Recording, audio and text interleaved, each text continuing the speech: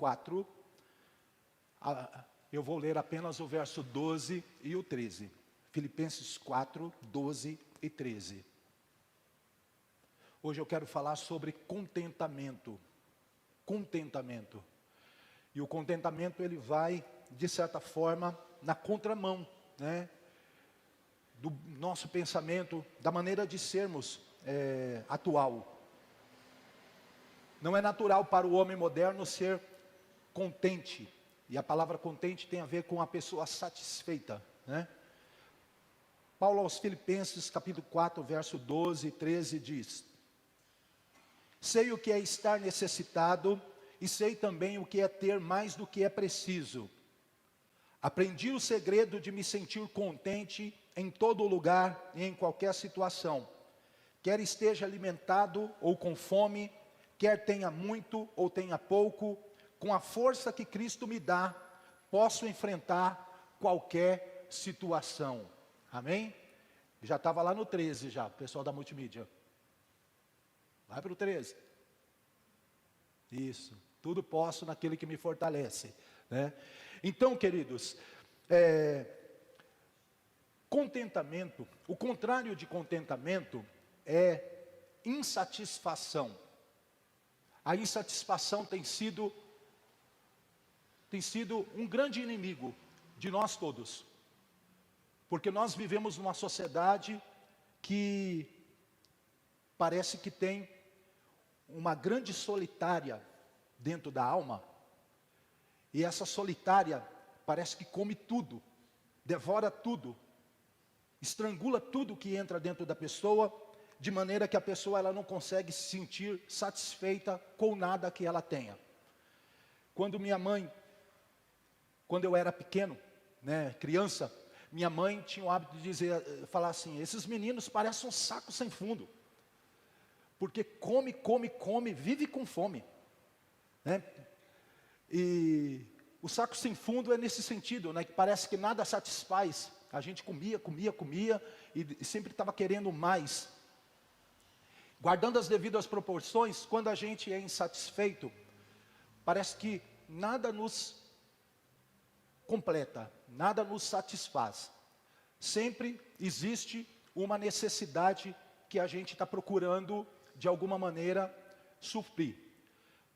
O casamento nunca está bom, o marido ou a esposa nunca estão à altura, os filhos também nunca estão à altura, o que a gente ganha não está à altura, o que a gente já conquistou não está à altura. Então a gente percebe que a insatisfação, ela é a inimiga do contentamento.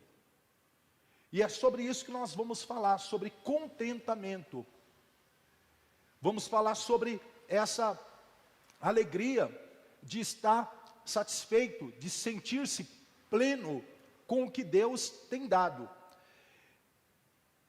E a gente lida com essa dificuldade de ser satisfeito, até porque a nossa sociedade, ela tem como uma marca o consumismo, o estimular a gente ter mais, né? Então eu falei aqui do celular, né? Às vezes a gente está com um celular que ele está funcionando, você tem aí um iPhone 15, e aí você já quer um 16, né? Você já quer um top de linha, né? Só porque saiu, só porque ele aparece alguns recursos que no seu você não tem. Mas às vezes o seu celular ele está funcionando perfeitamente, tem coisas que talvez não esteja legal, mas que uma boa manutenção resolve o problema. Então hoje nós estamos dentro de uma sociedade de consumo, onde ela está nos estimulando o tempo todo. Troca de carro, troca de telefone, troca de marido, troca de esposa, né? Está o tempo todo estimulando a gente ter alguma coisa nova, né? Parece que a roupa que a gente está no corpo, ela nunca é a roupa adequada, a gente nunca tem a quantidade de sapatos suficiente no nosso armário, a gente não consegue ter a quantidade de roupa suficiente no nosso guarda-roupa. né? Às vezes a gente brinca lá em casa, a gente conversa lá em casa com a Rosângela, porque às vezes ela fala assim, mas você, né, não compra roupa aí. Eu falo assim, mulher, você está nos roupão aí, né? E ela fala assim, mulher, essa roupa eu não conheço não. Ela fala assim, não, foi a Cris que me vendeu. Ó, Cris, depois você oferta o jabá aí, ó. Né? Eu falo assim, mas você tem que já está paga já. Já comprei, já tem 6 meses. Você comprou, é? E estava guardadinha aí, né? Não, está aqui, ó. Porque eu sempre estou renovando o meu guarda-roupa. Eu falo assim, eu não preciso, eu só preciso ter 3 camisas ali. E tá bom.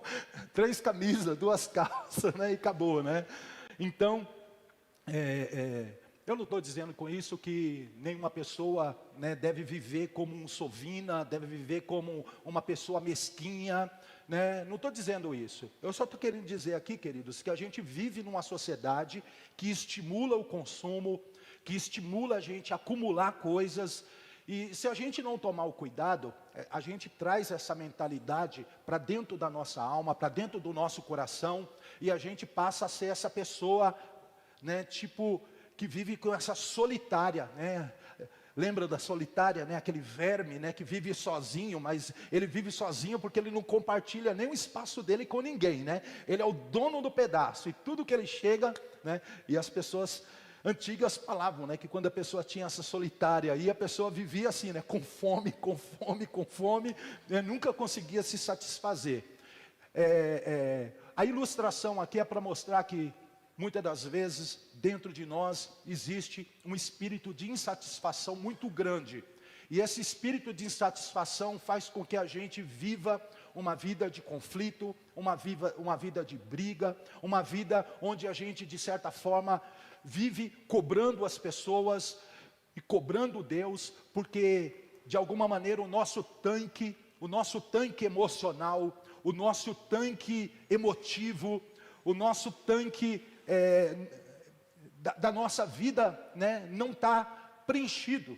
E a gente vive em guerra com Deus, vive em guerra com o mundo, com as pessoas, porque a gente nunca está satisfeito com aquilo que nós temos. Mas eu quero então compartilhar, né, essa perspectiva da palavra de Deus, porque Paulo, quando ele pronunciou essas palavras, ele estava preso na cidade de Roma. Paulo, ele estava ali, né, confinado por causa do Evangelho, pregando a palavra de Deus naquele lugar.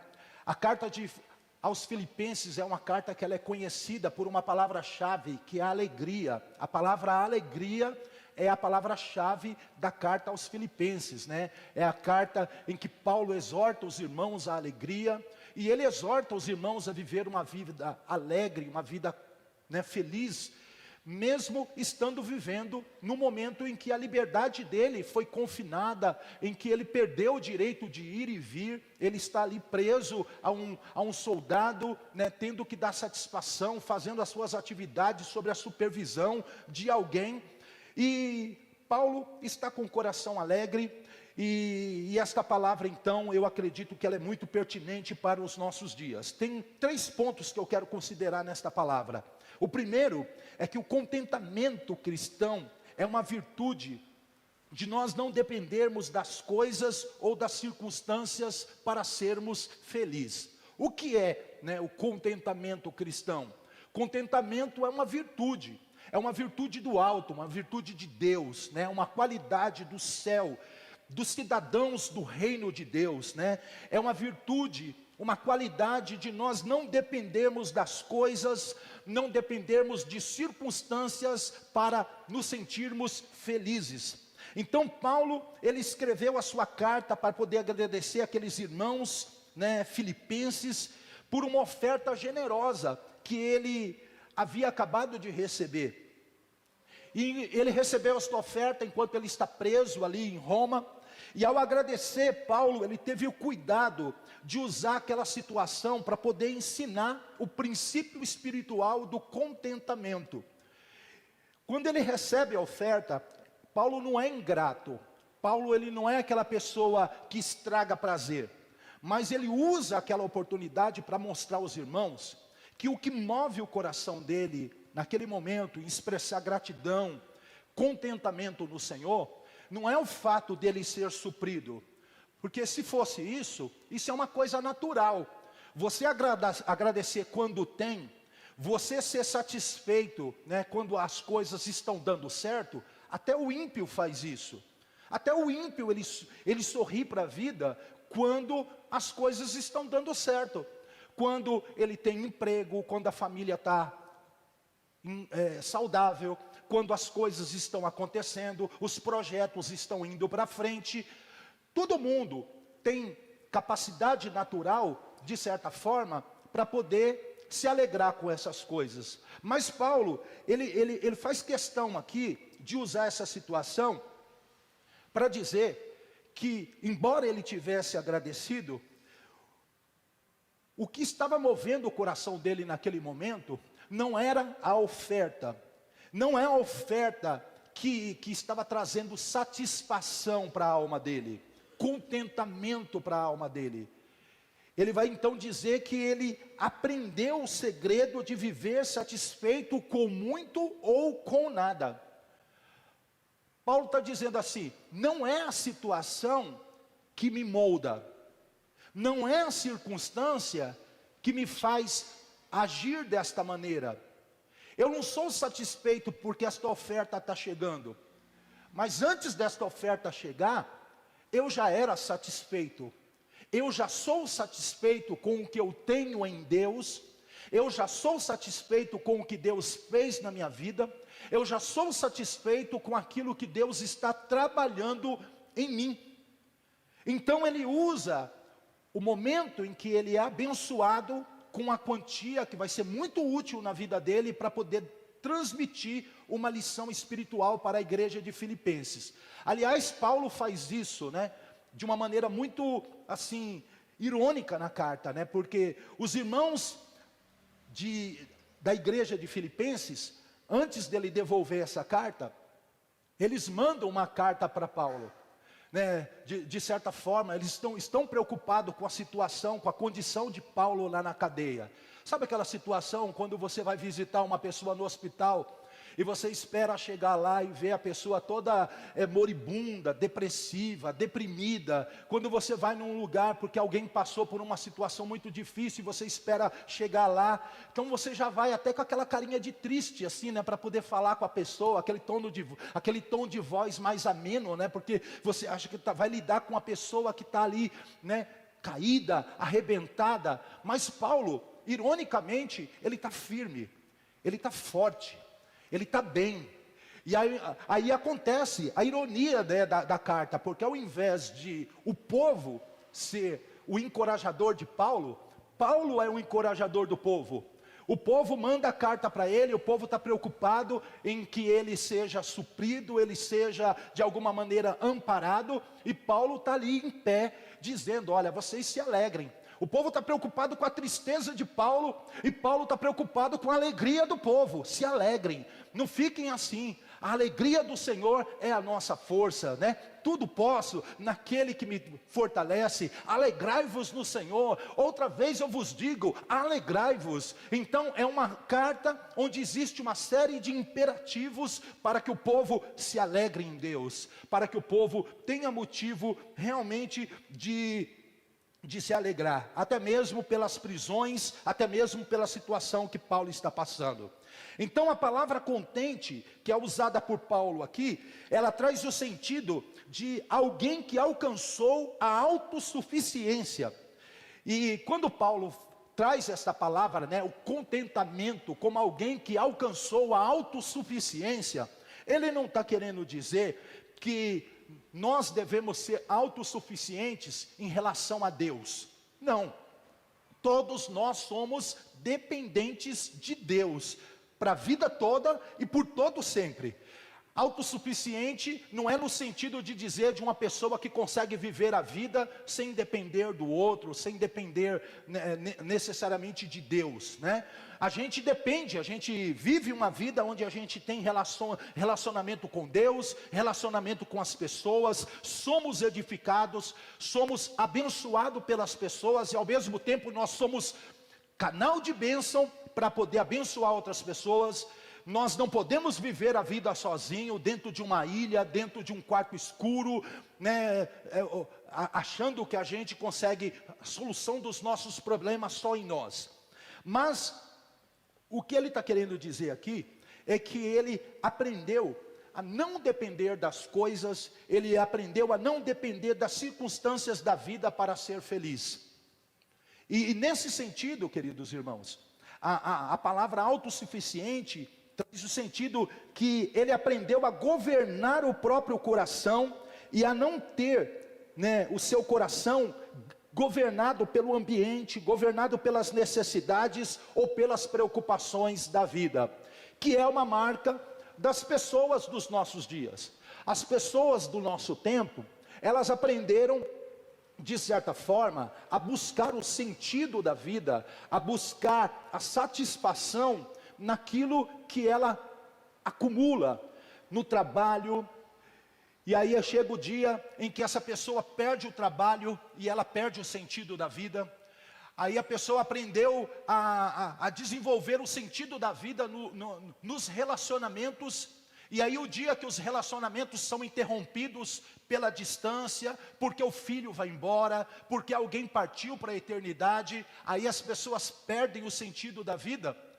Então as pessoas deste mundo colocam muitas das vezes a sua expectativa nas riquezas que são transitórias, que deveria ser apenas uma condição que a gente desfruta aqui no mundo, mas para muitas pessoas essa condição se tornou algo que controla a vida dela, né? É importante, quando ela não tem, ela vive em guerra consigo mesmo, em guerra com Deus, em questionamento com todo mundo. Então, Paulo está explicando para nós aqui que ele aprendeu a ser uma pessoa que tem em Deus a sua suficiência.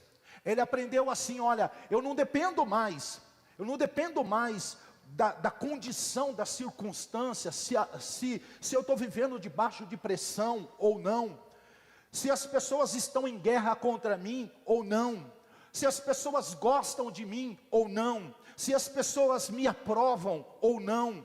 Então tem uma série de variáveis que a gente pode achar que isso não é importante, mas para muitas pessoas é importante. Quantas pessoas elas vivem controladas pelo que a outra pensa, pelo julgamento das outras pessoas, pela maneira, pela opinião da outra pessoa, pelo fato de não ser apreciado ou não ser apreciado ou não ser apreciado por outras pessoas. A gente vê isso muito em filme americano, mas parece que aquilo que a sociedade americana tem sido exportado para o Brasil, porque aqueles dramas que a gente pega, né, de pessoas que teve um pai, meu pai não me amou, e agora eu não consigo amar ninguém, minha mãe não me amou, e agora eu não consigo amar ninguém, eu passei por uma frustração no passado, fui abandonado, fui rejeitado, fui deixado no altar, né, fui abandonado por alguém que eu amava muito, e essa pessoa me largou, né, e me trocou por outra pessoa, e esses estigmas, essas marcas que imprimem, né, sofrimento na alma da pessoa, e a pessoa leva isso para a vida toda, e depois disso parece que tudo que a pessoa vive, tudo que a pessoa passa, remete àquele passado, lembra aquele passado, vai para aquela ferida de novo, e a pessoa não consegue seguir a vida. Então tem pessoas que elas não conseguem, de fato, nunca estar satisfeito com o que elas têm.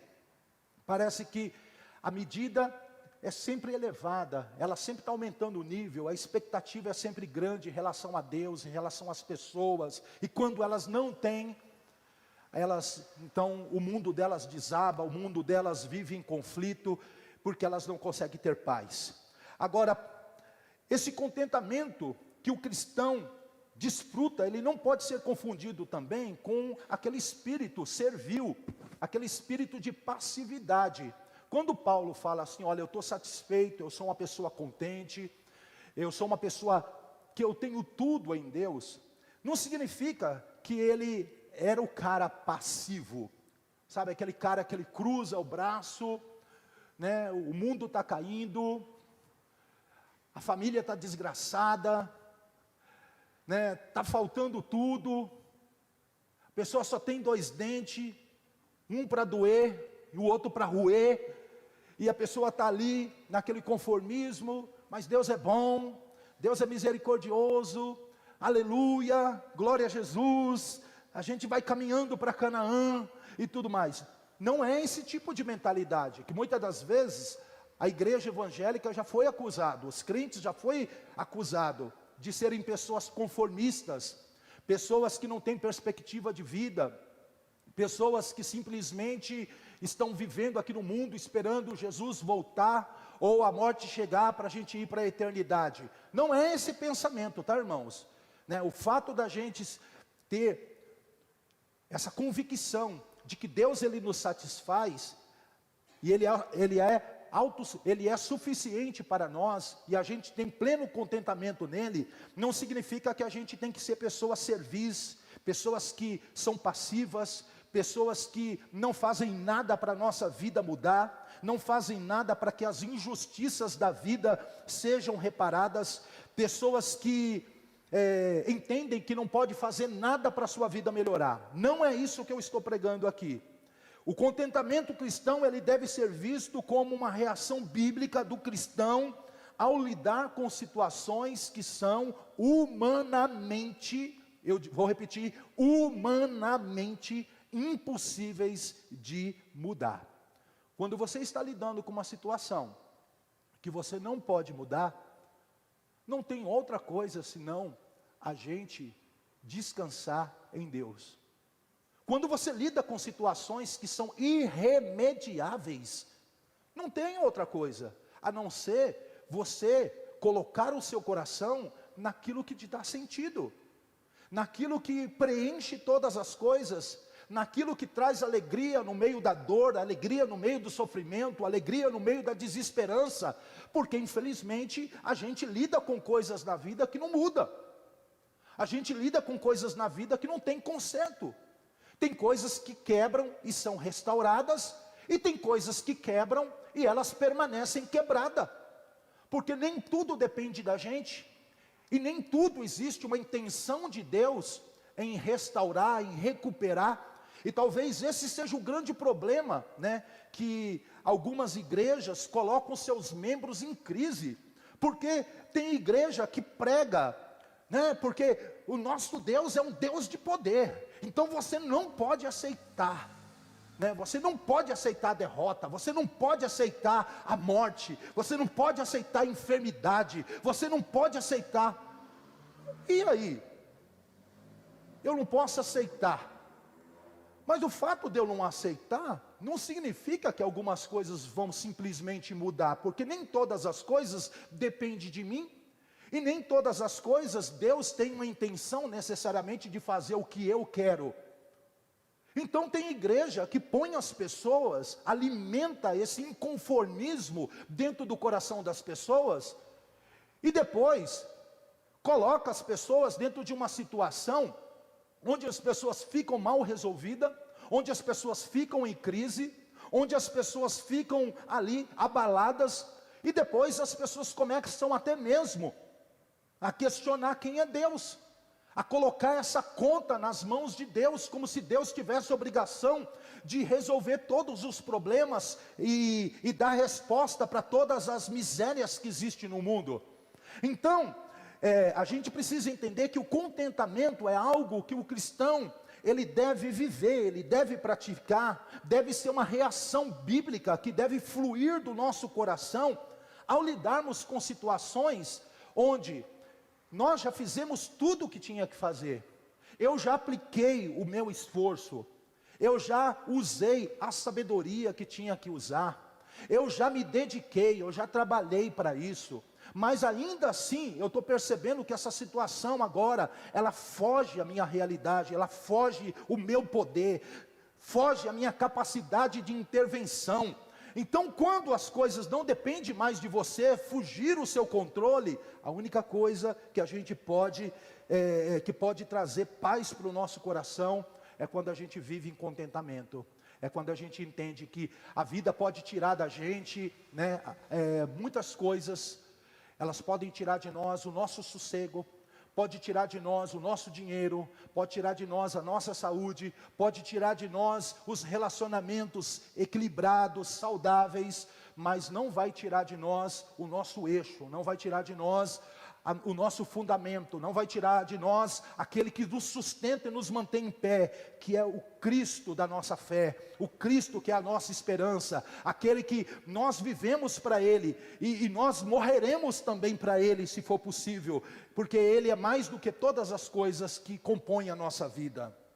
Então, eu entendo aqui, queridos, que Paulo está nos ensinando, se nós pudermos melhorar a nossa situação, por meios dignos, por meio justo, por meio de esforço, então nós vamos fazer. Nós não vamos poupar esforços para poder consertar uma coisa, para poder melhorar uma coisa, né, que está sobre o nosso cuidado. Mas se nós não pudermos, nós não vamos deixar que essas situações nos consumam. Não vamos deixar que essas situações determinem o nosso estado de espírito.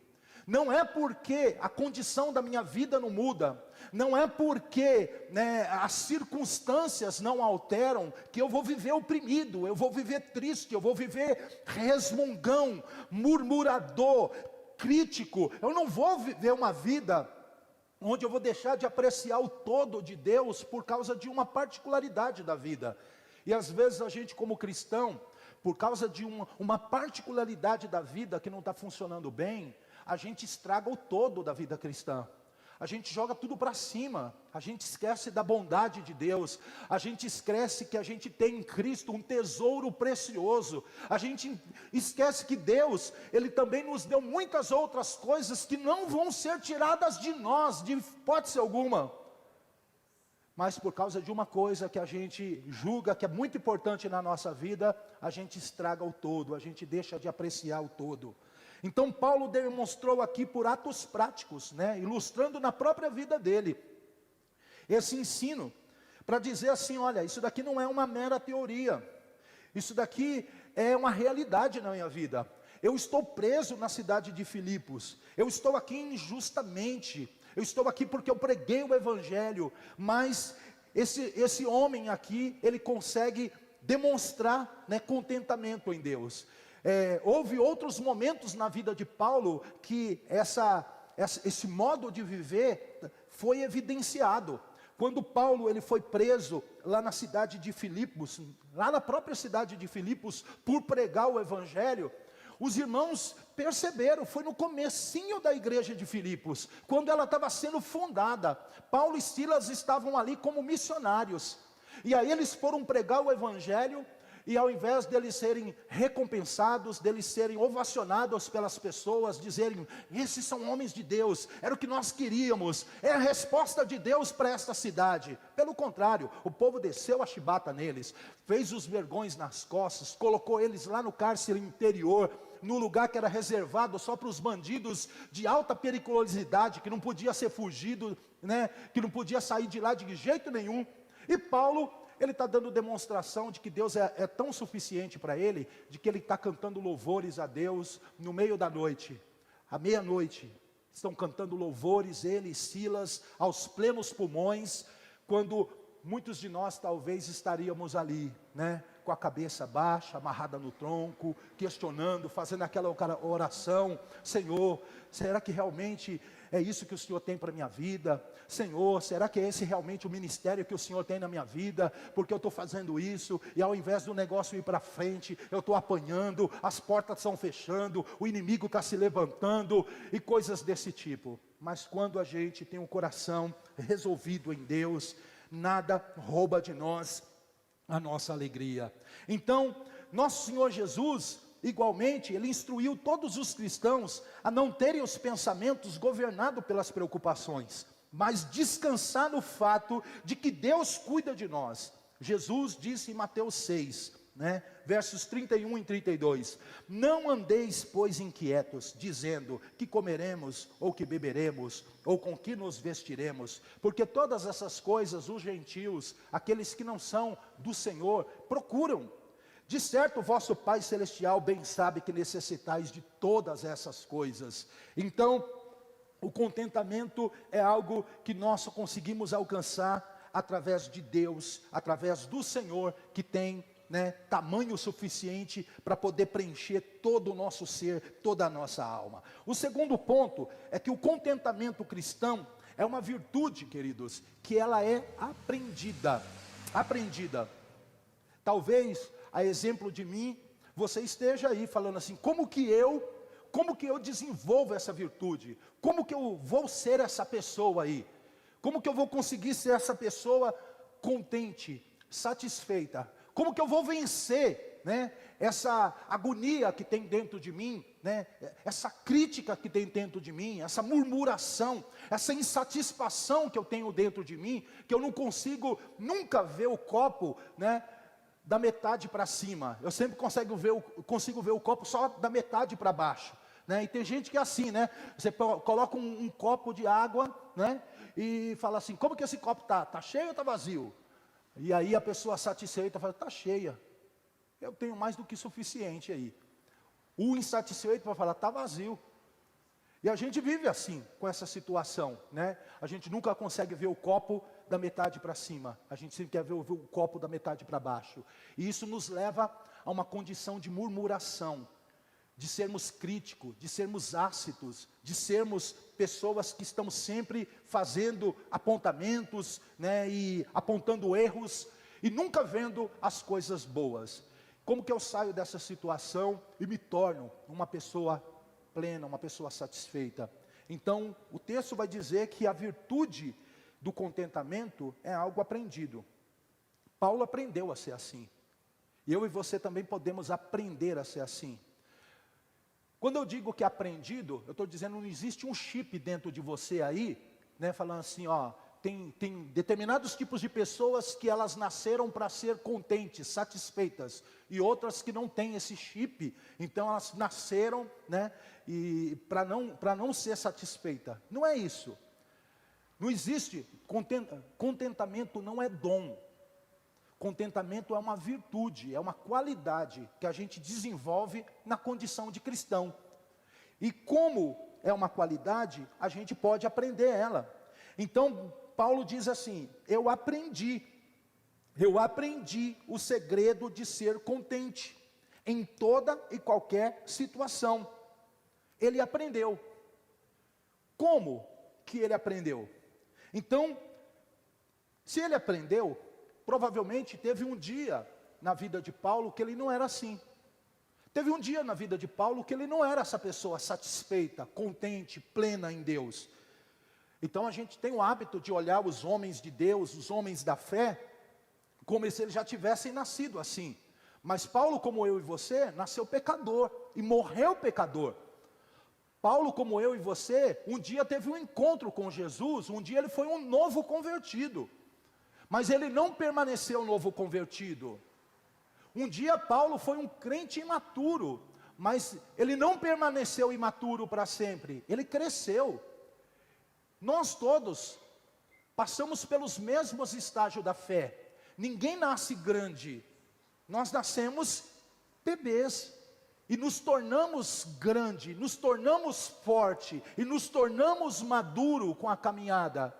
Mas tem que haver um processo de amadurecimento. Paulo passou por esse processo de amadurecimento. E eu e você também somos desafiados a passar por um processo de amadurecimento, onde a gente deixe de ser aquela pessoa crua para ser uma pessoa madura, uma pessoa sábia, uma pessoa que tenha virtudes, qualidades de Deus agregadas na nossa vida. Então, todos nós, assim como Paulo, nós podemos aprender então a desenvolver esse nível de satisfação, onde nós aprendemos a não ser governado pelas coisas, pelas circunstâncias ou pelas necessidades. Como que Paulo então chegou a esse aprendizado? E aí eu vou dizer aqui, pela experiência. O apóstolo Paulo, ele passou por várias experiências que o ensinaram a ter satisfação somente em Deus. Em 2 Coríntios, capítulo 12, versos 7 ao 10, ele vai aqui relatar uma experiência que ele teve com Deus. Uma dessas situações que Deus coloca o homem, para ensinar o homem a ser maduro, a ensinar o ser humano a ser crente. Paulo diz aqui em 2 Coríntios, capítulo 12, verso 7, e para que eu não me exaltasse pela excelência das revelações que ele recebia do Senhor, foi-me dado um espinho na carne, a saber, um mensageiro de Satanás para me esbofetear, a fim de não me exaltar, acerca do qual 3 vezes orei ao Senhor para que se desviasse de mim. E o Senhor me disse: a minha graça te basta, porque o meu poder se aperfeiçoa na fraqueza. De boa vontade, pois, me gloriarei nas minhas fraquezas, para que em mim habite o poder de Cristo. Por isso sinto prazer nas fraquezas, nas injúrias, nas necessidades, nas perseguições, nas angústias, por amor a Cristo. Porquanto estou fraco, então sou forte. Olha que coisa maravilhosa. Paulo, ele tinha um pezinho na soberba, assim como todos nós temos. A gente tem uma inclinação. Quem não gosta de ter um nome bom? Quem não gosta de ser reconhecido? Quem não gosta de um destaque? A gente não precisa nem andar com abacaxi na cabeça para a gente se destacar, mas a gente quer. A gente quer que o pouquinho que a gente tem apareça. Existe um orgulhozinho dentro de nós. E esse orgulhozinho, ele aparece até quando a gente faz as coisas para Deus, ou em nome de Deus. E Deus sabia disso. Foi-me dado um espinho, né? E para que eu não me exaltasse pela excelência das revelações, foi-me dado um espinho. Deus está mostrando aqui para Paulo, veio junto nessa situação que ele passou aqui, que era uma enfermidade, né? Muitas pessoas falam o que era de fato o espinho na carne de Paulo, né? Alguns vão falar era uma enfermidade, alguns vão dizer que Paulo ele tinha uma dificuldade de visão, outros vão falar que era uma enfermidade não curável, outros vão falar que era a sogra de Paulo. As más línguas falam de tudo. Então, a gente não sabe, a gente só sabe que Deus permitiu uma situação que ele viveu e que ele não teve como tirar da vida dele. Sabe essa situação que eu falei para vocês? Irremediável. Essa situação que você vai para a oração e não resolve. Você emprega todos os esforços e não resolve. E você só tem uma condição: eu tenho que aceitar viver com isso. Eu tenho que aceitar caminhar com isso. E eu não posso permitir que essa coisa ruim que está acontecendo comigo estrague a minha fé, estrague a minha caminhada com Deus. E mais do que isso, Paulo ele teve um discernimento da parte de Deus, né? Que tudo isso que aconteceu com ele, que Deus estava permitindo ele passar, é para que ele não se tornasse uma pessoa soberba, uma pessoa orgulhosa daquilo que Deus estava fazendo por ele, para que ele não se exaltasse pelo fato dele ter tanta coisa do céu, tanta revelação do céu, tanta intimidade com Deus, a ponto dele viver igual um pombo, né? Com aquele peitinho, né, estufado, aquela cabecinha altiva, né, se achando melhor do que as pessoas, achando-se melhor do que os irmãos. Então Deus, olha, o seu vaso é vaso de barro, servo meu, sabe, você é de barro, né, se eu apertar um pouquinho aí, trinca, você não aguenta pressão não, eu quero mostrar aqui que você tem que viver a vida dependendo de mim, você precisa da minha graça, né, e isso não vai faltar. Então Paulo orou várias vezes para Deus, dizendo: tira, Senhor, tira de mim, tira isso de mim. E Deus simplesmente respondeu: não vou tirar, e o que eu estou fazendo na sua vida é o suficiente. Não vou tirar, e a minha graça não vai faltar, ela é suficiente na sua vida, ela basta. Você vai conseguir viver com o que eu tenho te dado, você vai continuar vivendo, né, com isso que eu tenho derramado sobre você. Você não vai, eu não vou tirar, mas não vai faltar a minha graça sobre você, não vai faltar o meu cuidado, não vai faltar a minha mão sobre a sua vida. Você não vai ser destruído por isso que está te acontecendo, mas você vai ter que lidar todo dia. E toda vez que você sentir essa dor, e toda vez que você sentir esse problema, você vai ter que lembrar que você se lembra de mim, você precisa de mim, você precisa de mim. Então Paulo ele teve que lidar com isso, e foi assim que Paulo foi desenvolvendo essa vida de contentamento, aprendendo a depender de Deus, a entender que a graça de Deus é suficiente, mesmo quando Deus não tira a dor, mesmo quando Deus não tira a enfermidade, mesmo quando Deus não dá a solução que a gente quer para os nossos problemas. Atos 16, verso 22 ao 25, conta outra experiência de Paulo. E a multidão se levantou unida contra eles, e os magistrados, rasgando-lhes as vestes, mandaram açoitá-los com varas, e havendo-lhe dados muito açoites, o lançaram na prisão, mandando o carcereiro que os guardasse com segurança, o qual, tendo recebido tal ordem, os lançou no cárcere interior e lhes segurou os pés no tronco. E perto da meia-noite, Paulo e Silas oravam e cantavam hinos a Deus, e outros presos o escutavam. Isso aqui eu acabei de citar para vocês, sobre a experiência de Paulo na cidade de Filipos mesmo, né? A cidade com que ele estava falando, para quem ele escreveu a carta a esses irmãos, né? E Paulo está dizendo, ó, lá atrás eu tive uma experiência nesta cidade, onde eu não fui bem recebido, onde eu fui maltratado, onde eu fui injustiçado, onde me bateram, onde me prenderam, surrupiaram o meu direito, mas isso trouxe a Paulo, né, uma experiência de demonstrar profunda gratidão a Deus, louvor e admiração ao Senhor no tronco. Coisa que muitas das vezes a gente só consegue expressar gratidão e admiração a Deus, louvor ao Senhor, quando a gente está vivendo uma vida, né, livre. Paulo está lá em outra cadeia agora, quando ele escreve a carta aos Filipenses. Mas antes dele estar na cadeia, que era a cadeia lá de Roma, ele já tinha passado pela cadeia da própria cidade de Filipos. Cadeia não era problema para Paulo. Paulo aprendeu, olha, cadeia vai fazer parte da minha vida. Eu sou apóstolo do Senhor. Aliás, Paulo, ele tinha por certo em alguns momentos da vida, que a única coisa que esperava ele, era cadeia, era acusação, era perseguição. Tem coisas que é parte do nosso ofício, é parte da nossa vida com Deus. Todos os que querem piamente servir a Cristo, padecerão perseguições. Não tem como a gente querer idealizar o nosso mundinho perfeito, porque parte da nossa vida envolve, muitas das vezes, a gente sofrer por amor a Cristo. Então essas muitas situações ensinaram apóstolos algumas grandes lições, né? A primeira, a ser contente tendo pouco. E uma das maiores tarefas da vida cristã é descobrir como sofrer, como passar privação, ser desonrado, injustiçado, sem ficar amargurado, sem ficar ressentido, sem ficar reclamando, sem ficar com aborrecimento ou amargura de coração.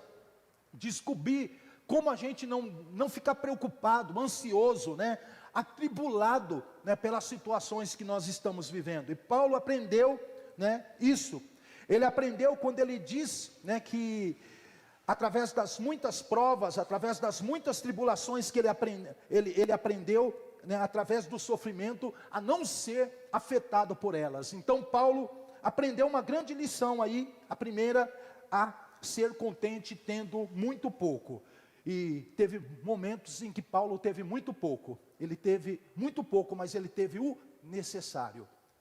Isso é muito importante. Vai ter momento que você vai ter pouco, mas esse pouco é o necessário. É aquele necessário que, misturado com a graça de Deus, vai te sustentar. Não vai te deixar você desamparado. É aquele pouco que parece aquela farinha da panela da viúva. Aquele azeite pouquinho que tinha, que não vai acabar, não vai mirrar, não vai extinguir, enquanto Deus não fizer.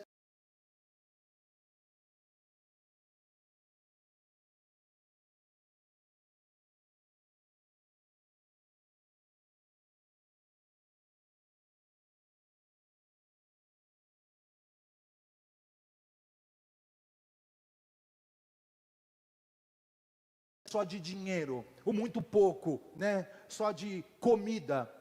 Às vezes,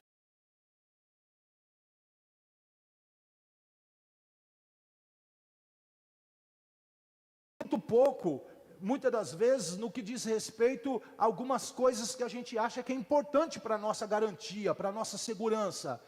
Nem sempre a gente vive aquela vida esplêndida, mas a gente tem que aprender a ser satisfeito com Deus, apesar de não ter tudo o que nós queremos.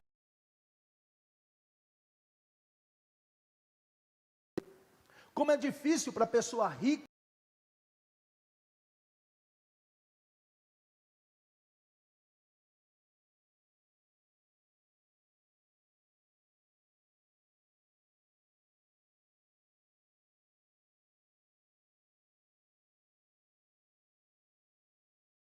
de dependência, de precisar estar aos pés do Senhor, né, para buscar o Senhor. Então, uma pessoa que ela tem tudo, talvez a ideia dela é viver uma vida, né, autossuficiente, no sentido contrário, né, de viver para ela mesma, na força dela. Então, quando somos ricos e podemos arranjar e manipular tudo, tendemos a nos esquecer de Deus. Contudo, Paulo nos diz que aprendeu a cultivar satisfação em Deus, mesmo nos momentos de fartura. Eu acredito que a oração de Provérbios 30, 8 ao 9, deveria ser a oração de Paulo. Ele diz assim: 2 coisas te pedi, não me negues antes que eu morra. Afasta de mim a vaidade e a palavra mentirosa. Não me dê nem pobreza e nem riqueza. Mantém-me o pão da minha porção como de costume, para que porventura, estando farto, não te negue e venha dizer quem é o Senhor, ou que empobrecendo não venha furtar e tome o nome de Deus em vão. Essa é uma vida de equilíbrio, né? A gente não viver estribado nem na abundância, mas também não viver também praguejando porque tem pouco, né? Porque não tem nada. Então, o Salomão aqui, né, na porção aqui do capítulo 30, né, Salomão, Lemuel, sei lá quem foi que escreveu essa porção, não me vem na cabeça neste momento, mas ele está dizendo: olha, a minha oração ao Senhor é o seguinte: o Senhor não me permita eu viver uma vida tão esplêndida, a ponto de quando eu tiver tudo e não faltar nada, eu venha viver uma vida de costa para ti, né? Não me importando contigo, né? Me afastando, negligenciando a minha adoração. Mas também não me deixa faltar o pão, para que eu não venha também murmurar e de alguma maneira venha negar ao Senhor. Então a gente tem que aprender a viver essa vida equilibrada, tendo pouco ou tendo muito, a gente tem que ter Deus no coração e Ele tem que ser satisfeito. O resumo das conclusões que Paulo aprendeu na vida, eu posso dizer assim: que circunstâncias e condições, elas estão sempre mudando, portanto, eu não posso depender dela. Se você depende de circunstâncias ou condições, então você está fadado a viver uma vida de murmuração. Não dependa delas, porque circunstâncias e condições estão mudando. Você pode viver o ano de 2024 como sendo o melhor ano da sua vida, e o ano de 2025 não ser. Ou você pode viver o ano de 2024 como sendo o pior ano da sua vida, e o ano de 2025 ser o melhor ano da sua vida.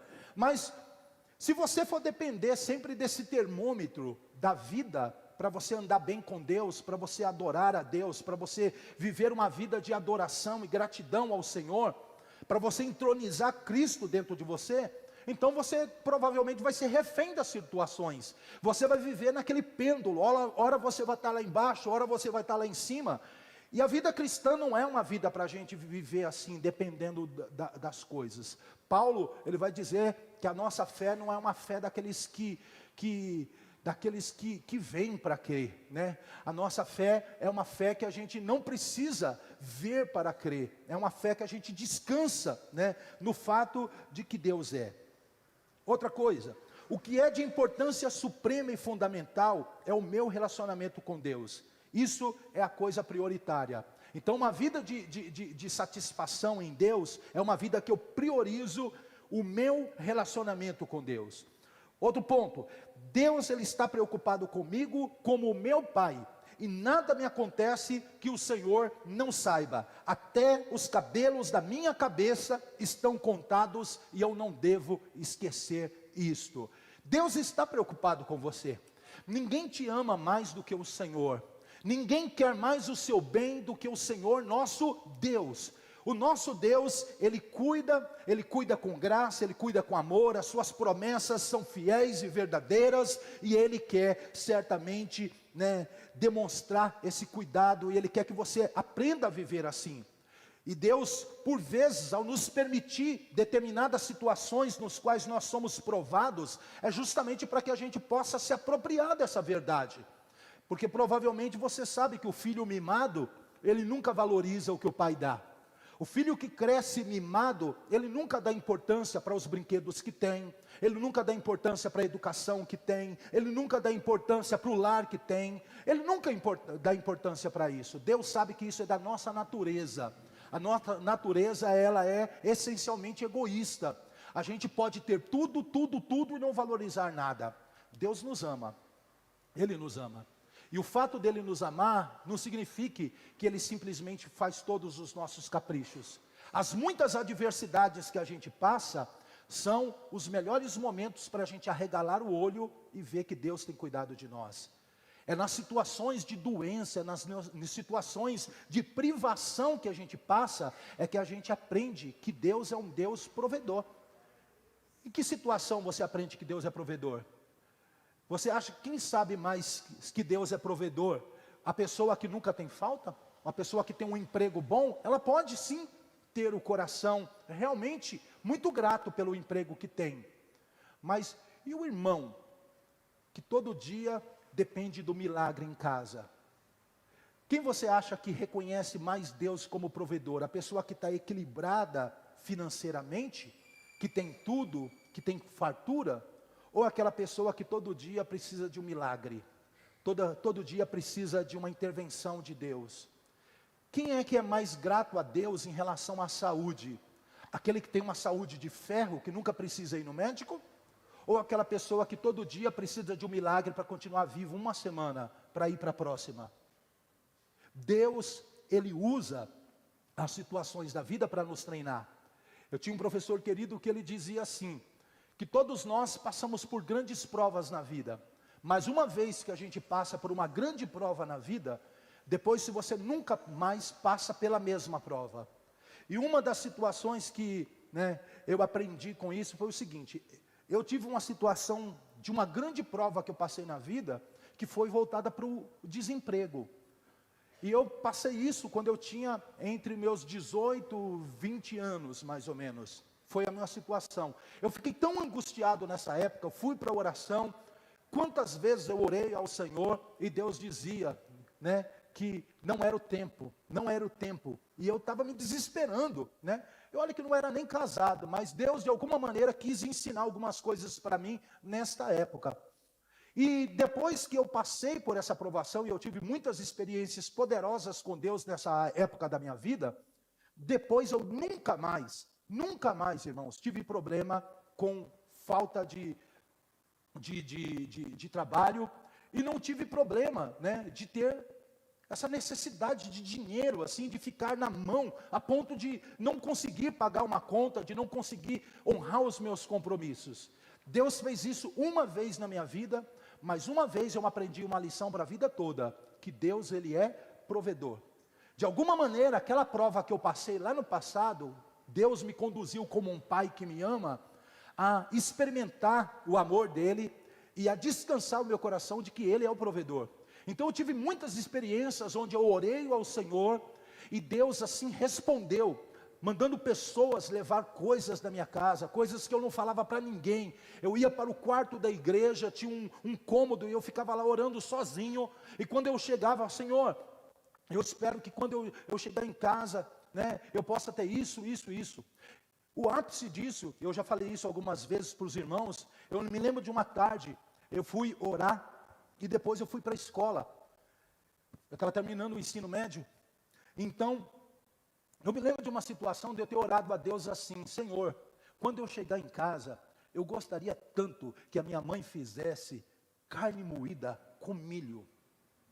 Carne moída com milho. E eu fui para a escola, eu orei isso à tarde. Saí lá do porão da igreja, cheguei em casa às 11h30 da noite. Quando eu abri a panela, tinha carne moída e milho. tantas coisas.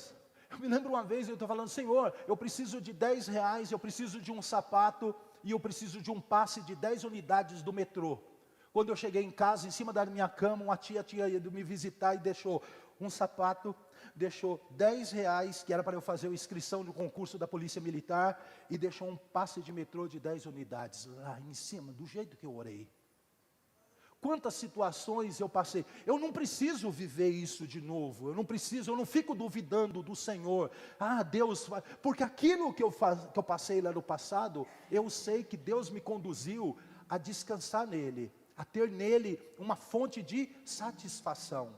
Então, meu irmão, minha irmã, assim como o apóstolo Paulo viveu, eu gostaria que você também pudesse entender, porque a virtude do contentamento, ela é sustentada pela força do Senhor. Por isso Paulo deixa evidente que a força ou o poder que estava em si, provia do Senhor Jesus, e esta força que capacitava ele a vencer as circunstâncias adversas. Ele encerra o versículo 13 dizendo: tudo posso naquele que me fortalece. Tudo posso naquele que me fortalece. É o Senhor. O contentamento é uma virtude sustentada na força do Senhor. Não é força de vontade nossa, é fé naquilo que Jesus já fez por nós. Fique em pé em nome de Jesus. Fique em pé, fique em pé. De alguma maneira Cristo sabe, porque nós fomos ministrados com esta palavra nesta manhã. E eu creio, meu irmão querido, que você vai ser, de certa forma, testado na sua convicção, vai ser testado na sua fé, mas eu quero que você coloque, o seu coração nesta verdade: Cristo satisfaz, Cristo é suficiente. Tenha um coração satisfeito com aquilo que Jesus tem feito, com aquilo que Jesus tem operado.